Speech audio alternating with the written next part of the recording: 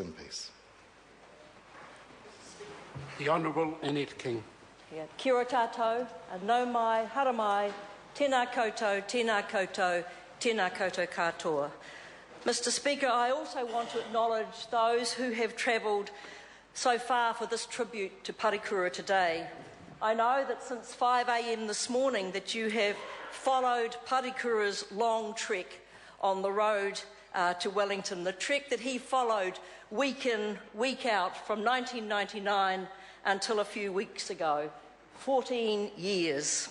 He knew every curve, he knew every corner in the road, every town, the people who needed his help along the way. And he would sit back there in the car driven by one of his stable of drivers, working his cell phone. And he could be mightily frustrating when you wanted to ring him because he was always engaged on that phone. Mr Speaker, so much has been said over the last week. What is left to say? We have heard about his connection to the community, his knowledge of what was going on in people's lives, their issues, their concerns, their hopes, their aspirations, but also his empathy for those issues and concerns. We've heard how he never got too big for his boots, that he never thought he was better than those around him. We learnt of his capacity for long hours and for long drives and for hard work.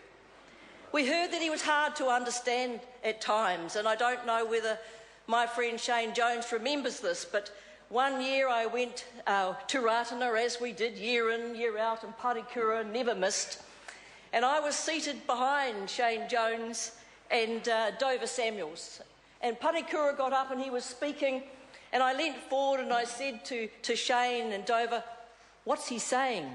And they said, "We haven't got a clue." We heard that people told him he should go home. He would not go home from this place he loved. This is the place where he did his magic. This is the place he wanted to be as long as he could. He wanted to die in the job, and that is what he did. But I want to say that his work was made possible by the support of so many people, by his whānau, his friends, his supporters, his parliamentary staff. But today I want to particularly acknowledge the women in Pare's life. I'm not talking about his love interests, I know nothing of that matter. But I want to acknowledge the women who organised things for him, who looked after him, who nagged him to slow down, who fed him, who drove him, who would do anything for him. He was surrounded by wonderful women. I used to tease him and call them his harem. He would laugh and he would nod. I want to thank all those wonderful women who made Pare's hectic, chaotic and hard-out life more bearable and more successful. There are other women in Pare's life as well, and you heard from Phil Goff, his love for the Maori Women's Welfare League. I went along with him when I was Minister for one of the annual conferences. I've never walked so slowly through a crowd. He was stopped by everybody. He was hugged, he was kissed, he was cajoled, he was acknowledged. He never pushed himself forward. He knew his place. He was always respectful at those conferences. But his contribution by the Maori Women's Welfare League was acknowledged with life membership. And I have to tell you, he was so proud of that honour. And I love that cartoon of Tom Scott's that was in the paper last week. And what was he wearing in that cartoon but his life membership of the Maori Women's Welfare League? I'm not sure how many times he went to their conferences. Sometimes it was 42, sometimes it was 44, could have been 46, but he went for decades. Such was his commitment. There was another woman in Pare's life, and that was the former Prime Minister Helen Clark, and her words were read out at his tangi. He was her rock, and he was our rock. He was our constant in all things Māori. Helen relied upon him, but she worried about him. Everyone knows that Pare had a weight problem. I became Minister of Health, therefore I was supposed to know something about health. and I was sent along to talk to Pari about his weight.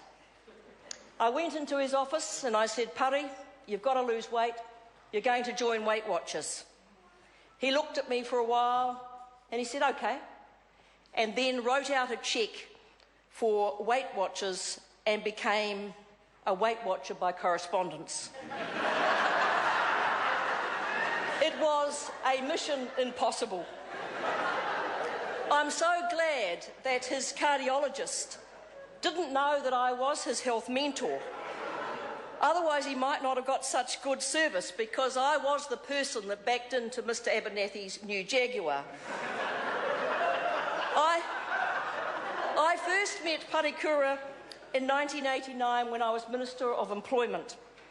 And in fact, I was the minister that set up the Community Employment Development Unit, which was the name before it was changed by the next government to KEG.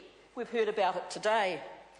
It was set up to think outside the square, to look at grassroots, community-based economic development and job creation.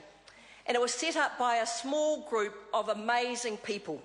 It was led by people like Gary Moore, who went on to become the Mayor of Christchurch. But there was Wally Stone and Jay Seppi and Hilary Ellison, Richard Brooking, John Bashara, David Wilson, to name a few. It was cutting-edge stuff in terms of economic development.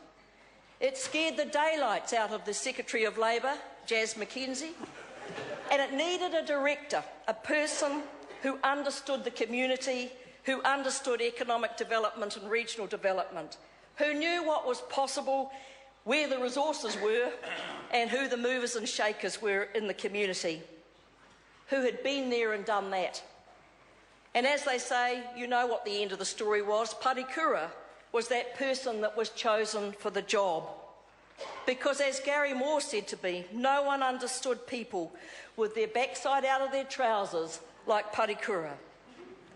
His commitment was total to local economic development. And only a few weeks ago in the corridor he would say, hey, we've got to get back onto that local economic development.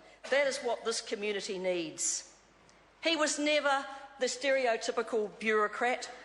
In fact, Gary Moore said that he was called into Pari's office when he was the director, and Pari said, I've got to go and see the new National Minister. And Gary wasn't sure what he was meant to do, but he said, teach me how to put on a tie. In fact, Pari didn't know how to tie a tie until Gary Moore taught him, and I give him 2 out of 10. It was hopeless from then on. Mr Speaker, Parekura did what he loved doing.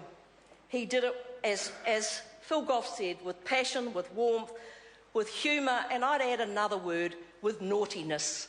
And Pari was naughty. And you only need to ask our whips. The leave that was asked for that was never taken. The leave that was taken that was never asked for. We loved Pari. We will always remember him. He was an incredibly special person. And Shane, he has passed the baton on to you.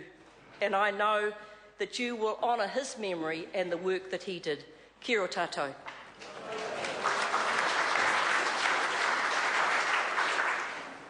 Sir William CO. Mr Speaker, it's my privilege to join with the rest of the House here to